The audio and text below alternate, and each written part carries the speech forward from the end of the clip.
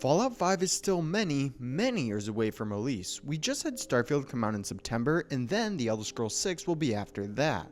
This leaves us with a lot of time to look back and think about what we will be seeing for the next title in the Fallout series. And what is up guys, Andrew from the Denman here, and today I want to take an in-depth look at what happened to the other countries in the Fallout universe.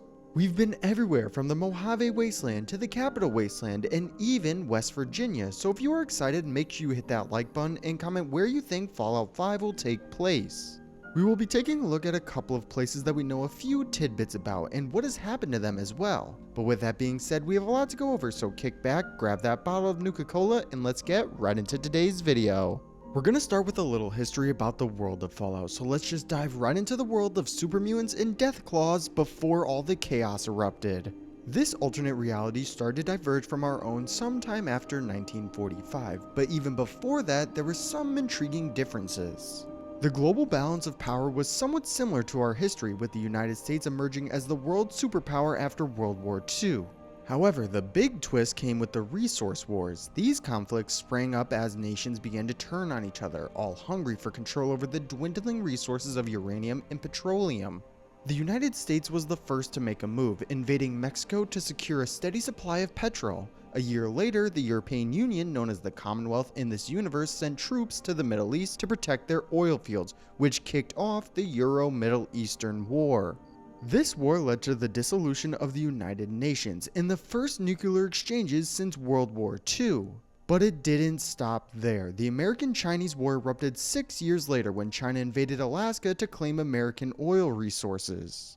The fighting escalated dramatically, with neighboring countries like Canada and various Asian nations getting pulled into the conflict to feed the ever-growing war machine. This worldwide tension and conflict eventually led to the day the bombs fell, giving way to the Great War, one of the shortest and most destructive conflicts in history.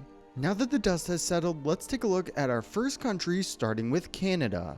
Canada had essentially ceased to exist before the Great War, having been annexed by the US and renamed Little America. The provinces and territories of Canada fell under harsh military rule. Brave Canadian freedom fighters and rebel forces tried to resist, but they were no match for their adversaries in power armor. In the post-war world, Canada is imagined to be in a similar state to the United States, with evidence of Canadians like Marge LaBarge and Dave Handy confirming their roots. Even Toronto is referenced as Ronto, suggesting a significant community has developed there. Now let's talk about Mexico, our neighbor to the south. Mexico City was hit by nuclear weapons, though not as severely as some US locations. The country had already been dealing with civil unrest in the years leading up to the Great War, but things only got worse after the fallout. Raider gangs formed quickly, capable of committing heinous acts. Mutated creatures like Night Stalkers also roamed the country. However, in more recent times, parts of Mexico, including Baja, have been colonized by the NCR, indicating the region's importance. Elite NCR Rangers were even deployed there to maintain order. When it comes to South America, we don't have much information from in-game sources. Given that the resource wars were primarily about securing oil, it's interesting that there aren't many references to South American countries. This suggests that they may not have been rich in these resources, which could explain why they weren't a major target during the resource wars. However, it's likely that the region was still affected by the Great War, with nuclear blast and fallout impacting them to some extent. As for Africa, we have very little information in the game, so any discussion about it would be mostly speculative. We can assume that Africa, like South America, might not have been a primary target during the resource wars, given the lack of mentions of powerful nuclear states on the continent. Then we have Europe, also known as the European Commonwealth, in this universe getting deeply involved in a decade-long war in the Middle East to secure oil fields. The war eventually became a Pyrrhic victory as the oil fields ran dry very quickly. The European powers then turned on each other in a brutal civil war, each vying for control over the remaining resources on Earth. Not much is known about individual European countries, but some, like Germany, were known for exporting energy weapons to the United States, indicating technological sophistication. However, this might have made them attractive targets for less powerful states looking to launch their own nuclear weapons. Prior to the Great War, the United Kingdom had a ruling queen, and a British character from Fallout 3 named Alistair Tenpenny migrated to the US in recent years, suggesting that the UK was also hit in the war. In the fascinating world of Fallout, history took a different turn, one where the Soviet Union didn't dissolve as it did in our reality. Instead, it endured, though the exact makeup of the post-war USSR is a bit of a mystery. In-game maps hint at former Soviet states like Lithuania, Latvia, and Estonia maintaining their borders, but whether this was intentional or an oversight remains uncertain. What's even more intriguing is that, unlike the Cold War tensions we experienced in real life, the United States and the USSR coexisted relatively friendly in the Fallout universe. Soviet citizens even had the chance to migrate to the US, exemplified by characters like Lev from Fallout 76. However, the US couldn't resist some good old Red Scare propaganda, warning its citizens of potential internment in Soviet labor camps if the war took a wrong turn. Now, the fate of the post-war USSR is a matter of speculation. Given its vast size, power, and nuclear capabilities, it is likely to draw the attention of many nations, including China and the US during the Great War. The region probably suffered heavily from nuclear bombardment, leaving it isolated and difficult to govern pockets of survivors.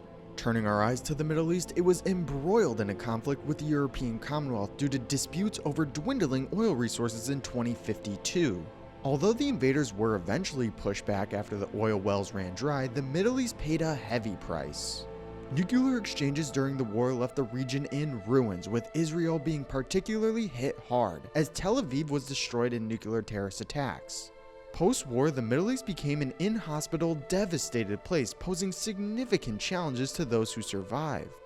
When it comes to Asia in the Fallout universe, China takes the spotlight. China and the United States were the global superpowers, making them pivotal players in the Great War. While we have extensive detailed information about China, details about other Asian nations are somewhat scant. Many surrounding nations faced annexation, similar to the US invading Canada, and conflicts erupted as evidenced in the Philippines and Mongolia. China itself, under the leadership of Chairman Chiang and the Chinese Communist Party, stood as a military and economic juggernaut on par with the US. They possess cutting-edge military technology, including robots, tanks, and an uncanny espionage prowess that allowed them to infiltrate US military and civilian organizations with ease. China endured heavy bombing during the war, resulting in widespread devastation and radiation. Food rationing for civilians assigned through a lottery system indicated severe shortages. The Fallout series introduced us to Chinese survivors like Captain Zhao from Fallout 4, who harbors the dream of rebuilding China provided it still exists. Lastly, let's talk about Oceania, which includes Australia and New Zealand, but strangely, the Fallout series doesn't delve deeply into these regions. Australia's fate remains largely unknown, though hints of radiation mutations like horned kangaroo skulls in Fallout 2 suggest a challenging post-war environment. As for New Zealand, it gets a mere mention in Fallout New Vegas through a character with a New Zealand accent, though this isn't considered an official portrayal of the nation's status in the Fallout universe. Consequently, the destiny of these Oceania nations remains shrouded in speculation. A big part of every Bethesda game is location. The setting of the game sets the story for everything that follows, including quests, characters, and even themes. Some of these countries had an integral role to play in the Great War and have some really interesting backstories surrounding them. I think it is safe to say that any of these locations would hold their own challenges and dangers, and I just hope that one day we are able to explore the different countries around the Fallout universe. But that is all for me now though, guys. If you enjoyed the video, make sure to leave a like and subscribe. Comment any videos you want to see in the future, and I'll see you all next time.